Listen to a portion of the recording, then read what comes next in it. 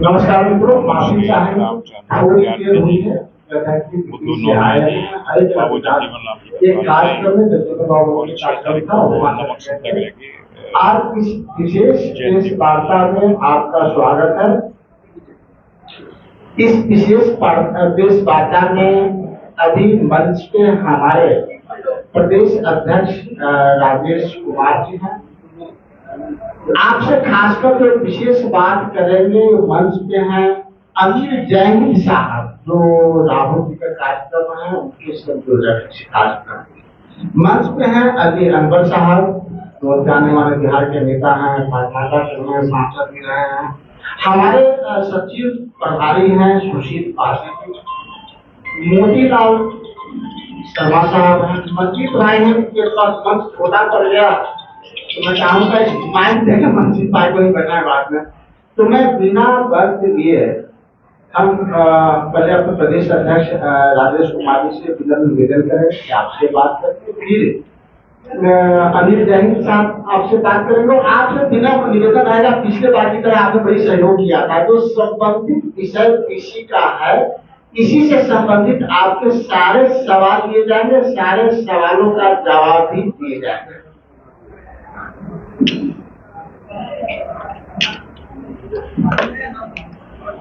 सम्मानित आज के प्रेस वार्ता में उपस्थित और इस कार्यक्रम में हमारे कंधे से कंधे मिला करके चलने वाले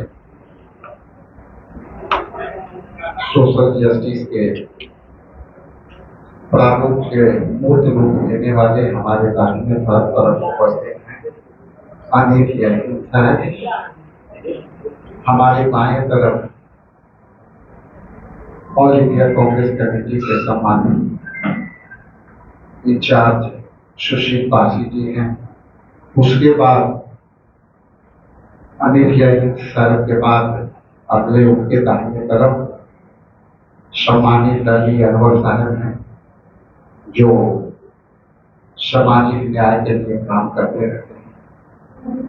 और उसके बाद मोतीलाल शर्मा जी हैं और मंजीत आनंद साहू जी हैं, जो पार्टी के बहुत ही कर्मठ और सामाजिक न्याय के विचारधारा में रूपरेखा देने वाले। और यहाँ उपस्थित तमाम हमारे लोकतंत्र के चौथे पीढ़ी के रूप में काम करने वाले तमाम इलेक्ट्रॉनिक्स मीडिया के साथीगण, प्रिंट मीडिया के साथीगण, कैमरामैन और आसपास खड़े तमाम कांग्रेस पार्टी के कार्यकर्तागण, मैं सबको अभिनंदन करता हूँ, स्वागत करता हूँ। और दूसरी तरफ हम खेत प्रकट करते हैं कि अपने समय निर्धारित से मैं थोड़ा लेट आया, कई कार्यक्रम नहीं थे, उससे भी अटेंड करना।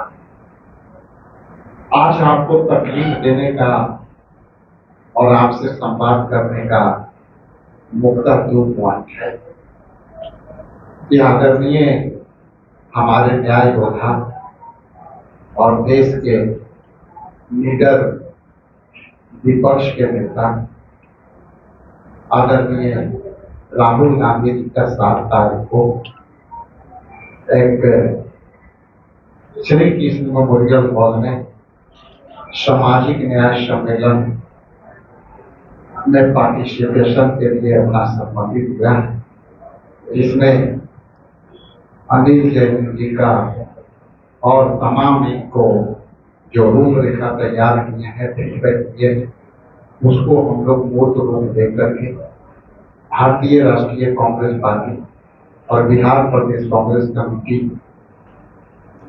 के एम्पावरमेंट से वो कार्यक्रम होगा। कार्यक्रम का विषय जैसा कि आप जानते हैं कि सामाजिक न्याय अपने आप में एक छोटी शब्द सुनने में जरूर लगता है, लेकिन हम सामाजिक न्याय के यदि बात करते हैं तो कहीं न कहीं पिछले पंक्ति में छूटे हुए लोगों के हिस्सेदारी की बात करते हैं। और छूटे हुए लोग में सभी जाति धर्म और समूह में लोग रहते हैं। तो जैसा कि कहा कि मैं छोटे पंक्ति में रहने वाले लोग में कई विचारधारा के लोग हैं और हम न्याय की बात करते हैं तो हम कई लोगों की उसमें समायोजन देखना चाहते हैं। मसलन आज बाबू जगजीवन बाबू के जयंती है और इस जयंती के शुभ अवसर पर कई हमारे ऐसे स्वतंत्रता सेनानी रहे हैं, चाहे वो बिरसा मुंडा हो। हम इस मंच से भी करना चाहते हैं कि सामाजिक न्याय के बिंदु पर बिहार के मिट्टी से ही न्याय दिलाने वाले कर्पूरी ठाकुर जी, तो हम सामाजिक न्याय की बात करते हैं तो हम सभी के करते हैं, किसी को छोड़ने की बात करते हैं। जिस तरह से सामाजिक न्याय में राहुल गांधी जी ने एक लकीर खींची पूरे देश की, और वो लकीर है कि भारतीय राष्ट्रीय कांग्रेस पार्टी सबसे पुरानी पार्टी है और उस पार्टी ने सबों के लिए काम, लेकिन नेता हमारे अब स्पष्ट कह दिए हैं कि हम पहले सत्ता में इनको भागीदारी करें, लेकिन अब सामाजिक न्याय की बात होती है तो हम चाहते हैं कि हम इनके सत्ता हाथ में सौंपे और उनकी ये अधिकार हो कि वो एकरूपता से अपनी ताकत से निर्णय ले सके। इसलिए मैं आगे माइक में सौंपने के पहले मैं बड़ा विनम्र भाव से आदर सम्मान अनिल जैन साहब को मैं आमंत्रित करता हूं कि आगे के लिए आप इस मंच को संबोधन करने में मुझे सहयोग करें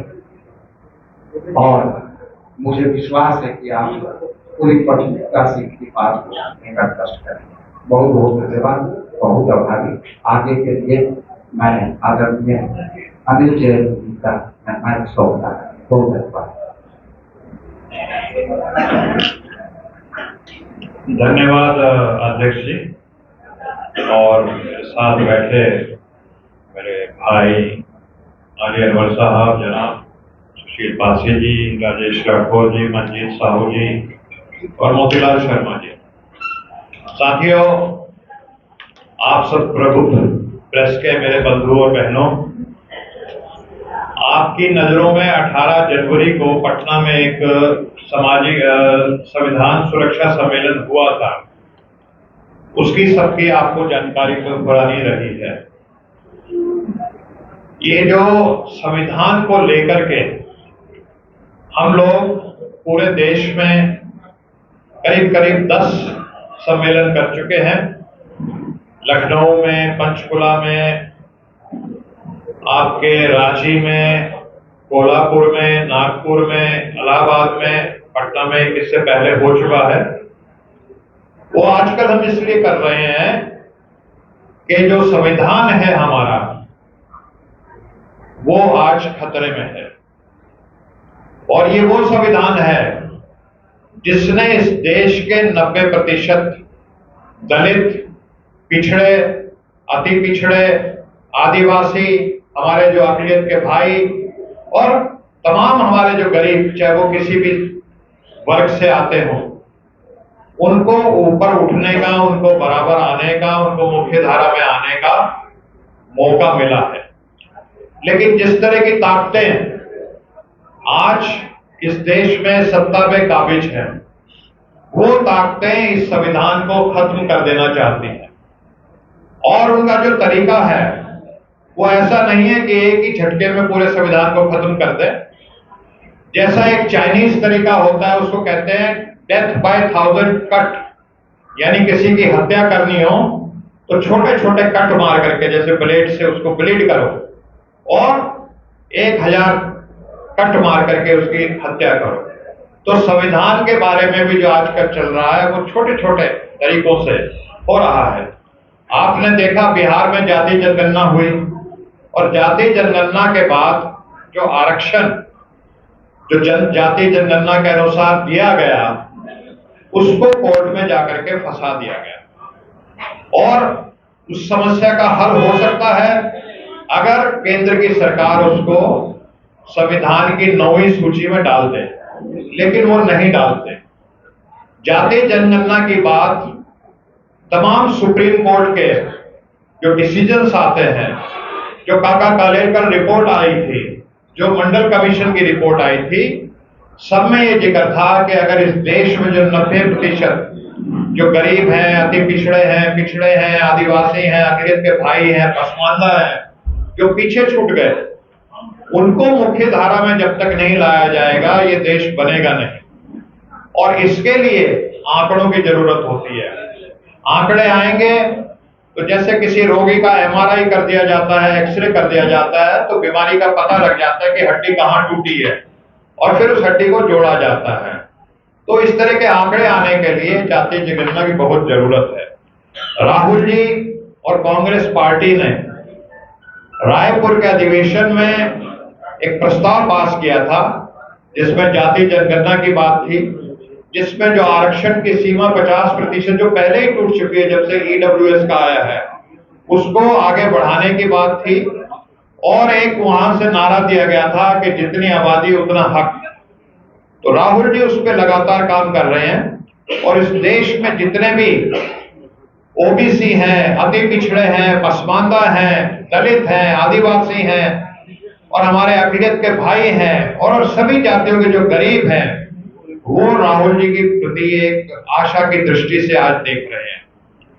और आपने देखा कि बापू सभागार में जो कार्यक्रम हुआ, कांग्रेस का उसका समानांतर पार्टी ने कार्यक्रम किया, लेकिन बापू सभागार में जो लोग आए थे वो आम लोग थे, वो किसी पॉलिटिकल पार्टी के पदाधिकारी नहीं थे, वो किसी पॉलिटिकल पार्टी के कार्यकर्ता नहीं थे, लेकिन उन संस्थाओं से, वो सामाजिक संस्थाएं जो सामाजिक न्याय के क्षेत्र में काम करती हैं, जो आर्थिक न्याय के क्षेत्र में काम करती हैं, जो सांप्रदायिक सद्भाव और भाईचारे के लिए काम करती हैं, उनके जो कार्यकर्ता उन संस्थाओं के वो आए थे।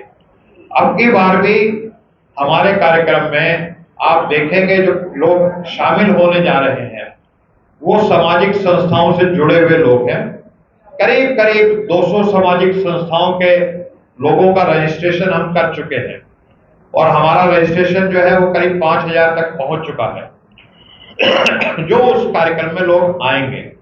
और वो स्वतः स्फूर्त, हम किसी को बस नहीं प्रोवाइड कर रहे, कोई आने जाने का साधन नहीं प्रोवाइड कर रहे, कोई उनको हमारे जैसे लोग तो कोई टिकट का या पद का भी नहीं उनको कह सकते, लेकिन वो लोग आ रहे हैं। उसके पीछे एक ही कारण है कि पूरे देश में जो हमने 10 कार्यक्रम किए हैं राहुल जी के प्रति, इस देश के जो पिछड़े हैं, अति पिछड़े हैं, जो आदिवासी हैं, दलित भाई हैं, वो राहुल जी में एक उम्मीद का सूरज देख रहे हैं। संविधान लागू होने के बाद भी जो पूरा न्याय मिलना चाहिए था वो अभी तक नहीं मिला। आज इस देश के जो 90% पिछड़े, अति पिछड़े, आदिवासी, दलित, पसमानदा, हमारे अकलियत के भाई और सभी वर्गों के गरीब वो राहुल जी में उम्मीद देख रहे हैं और इसलिए स्वतः स्फूर्त वो राहुल जी को सुनने आते हैं, उनसे जुड़ते हैं और वहां से उनके मार्गदर्शन में जो संदेश लेते हैं वो उसको फिर गांव-गांव तक आगे जाकर के फैलाने का काम करते हैं। तो मुझे फिलहाल इतना ही कहना था कि आप वहां पे आएं, उस कार्यक्रम को देखें। हालांकि उस कार्यक्रम में कैमरा वगैरह अलाउड नहीं रहेगा, लेकिन आप बिना कैमरे के, आप जो पत्रकार बंधु उसमें शामिल होना चाहते हैं तो उसमें शामिल हो सकते हैं। आपका स्वागत है। ठीक है, काफी ज्यादा लंबा करने का क्या है? सॉरी, नहीं, वो हमारा पुराना तरीका है। आज तक हमारे जितने भी हुए हैं तो हम उसमें कैमराज अलाउड करते नहीं है। ठीक है, वो हमारी कमेटी फैसला लेती है। डेट जो है वो 7 अप्रैल और टाइम जो है वो 11 बजे रहेगा।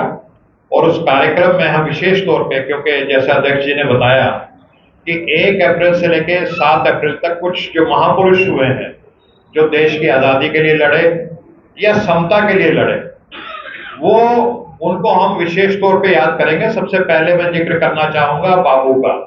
बापू ने जो नमक सत्याग्रह चलाया उसका उसके बारे में चर्चा होगी, पैनल डिस्कशन होगा। और हमारे जो अमर शहीद बुद्धू नोनिया जी थे, जो आजादी की लड़ाई में शहीद हो गए, उनके बारे में चर्चा रहेगी, उसमें एक्सपर्ट आकर के बोलेंगे। 1 अप्रैल को जो अमर शहीद प्रजापति हमारे रामचंद्र विद्यार्थी जी की जयंती पड़ती है, जो छोटी सी उम्र में 13-14 वर्ष की उम्र में स्कूल के विद्यार्थी थे। जब भारत छोड़ो आंदोलन चल रहा था तो अंग्रेजों की गोली उन्होंने अपने सीने पे खाई, शहीद हो गए। उनको हम याद करेंगे। बाबू जगजीवन राम जी की, जैसे अध्यक्ष जी ने बताया, आज जयंती है और उन्होंने बहुत समता की लड़ाई लड़ी। ऑल इंडिया डिप्रेस्ड लीग बनाई थी उन्होंने और फिर कांग्रेस में शामिल होकर के सबसे लंबे समय तक इस देश के कैबिनेट मिनिस्टर रहे और डिफेंस मिनिस्टर के रूप में, एग्रीकल्चर मिनिस्टर के रूप में उन्होंने देश में हरित क्रांति आई। जब वो डिफेंस मिनिस्टर थे तो बांग्लादेश बना। तो इस तरह के हम अपने महापुरुषों को याद करेंगे, नमक आंदोलन को याद करेंगे और सामाजिक न्याय पे, संविधान पे उस दिन बात रहेगी। जी थैंक यू।